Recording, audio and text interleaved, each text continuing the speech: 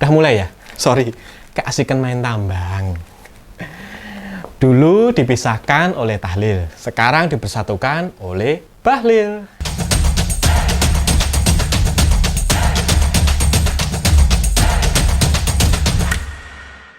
Caption ini ramai di media, bersamaan dengan keputusan pengurus pusat Muhammadiyah menerima tawaran pemerintah untuk mengelola tambang, mengikuti PBNU yang lebih dulu menerima tawaran pemerintah. Wajar kalau media heboh dengan aneka bercandaan tentang NU dan PP Muhammadiyah yang nggak bakal ribut-ribut lagi karena beda pendapat. Selama ini memang NU dan Muhammadiyah punya pandangan yang berbeda tentang tahlilan. Nggak heran kalau netizen menjadikan hal itu bercandaan.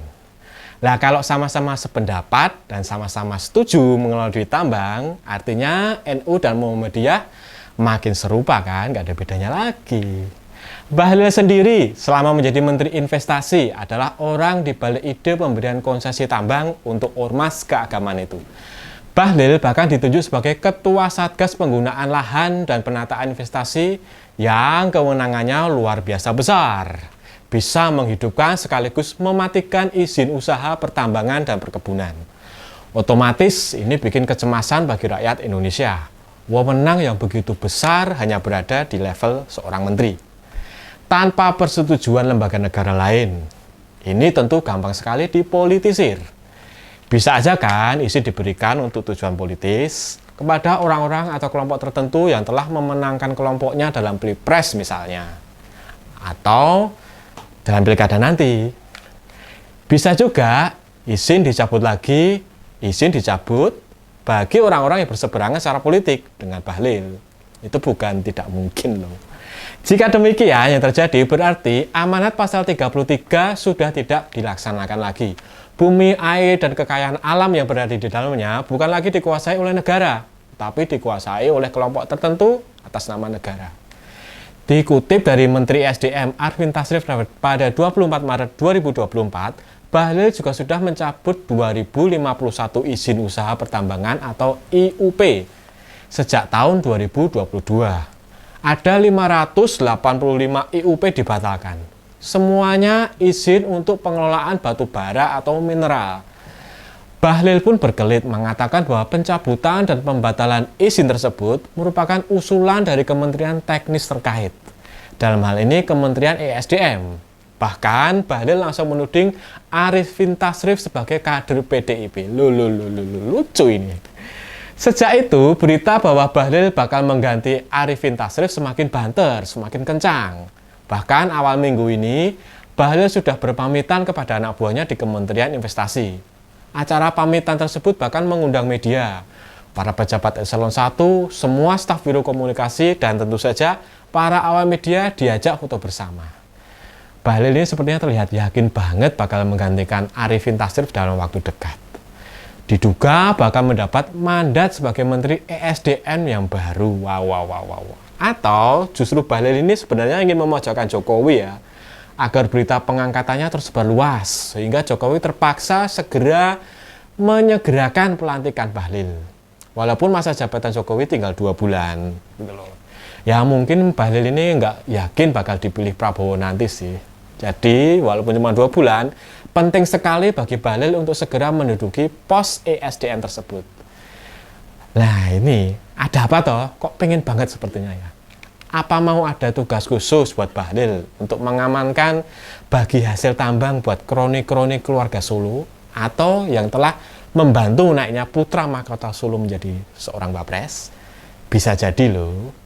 Karena meskipun cuma 2 bulan menjabat, waktu itu sangat cukup bagi Bahlil untuk menandatangani izin bagi kroni sekaligus mencabut izin bagi yang bukan kroni.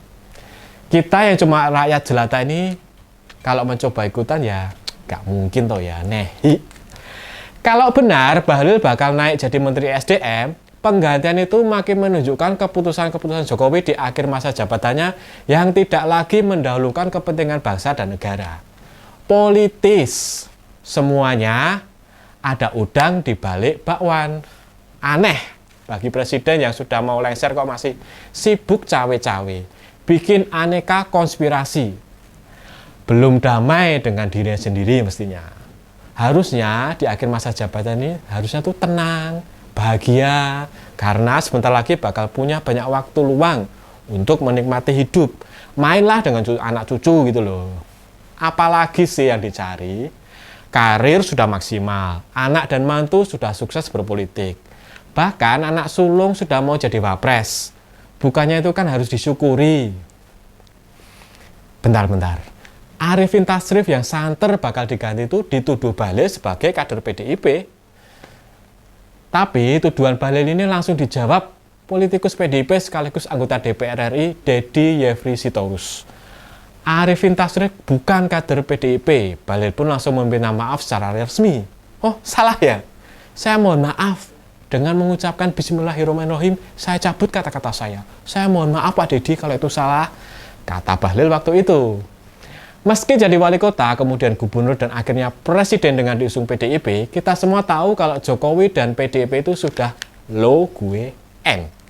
Sejak Jokowi menginginkan 3 periode dan tidak disetujui oleh Bu Mega, lalu berujung dengan pengubahan konstitusi dengan memutuskan langkah Gibran menjadi wapres, maka penting sekali bagi Jokowi melalui Bahlil untuk memainkan sentimen dan emosi para politisi pendukung 02 dengan mengatakan bahwa Arifin Tasrif adalah kader PDIP.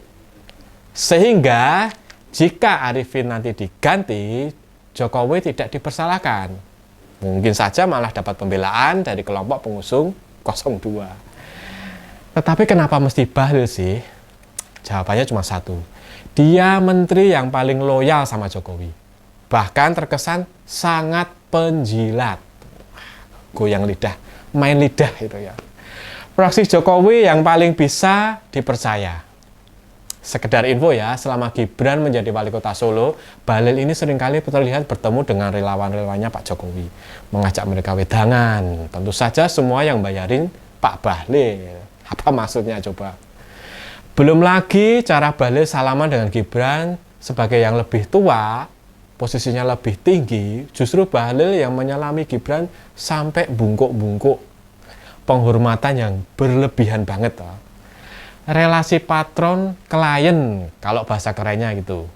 Bahasa kasarnya ya relasi bagi majikan dan bawahan. Menjelang pelantikan Prabowo, kita semua tahu bahwa Prabowo makin agresif menempatkan orang-orangnya di pos-pos yang strategis. Mulai dari bekas ajudan sampai ponakannya. Semua orang-orangnya langsung dan bukan orangnya Jokowi.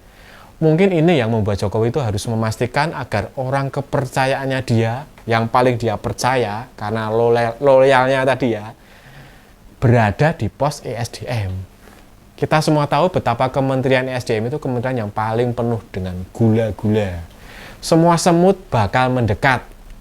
Penempatan Bahlil di sana memastikan kepentingan Jokowi melalui bagi-bagi izin pertambangan tadi, yang saya mainkan ini, tetap lancar jaya.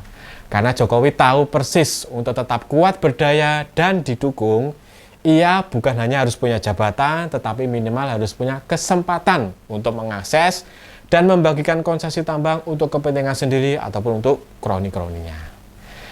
Tapi satu hal Pak Jokowi mungkin lupa, Bahlil juga seorang manusia. Dia bisa saja lupa sama Ndoronya saat ini. Bisa jadi nanti mengabdi pada Ndoro yang baru. Itu saja dari saya, kurang lebihnya mohon maaf, salam POV, point of view.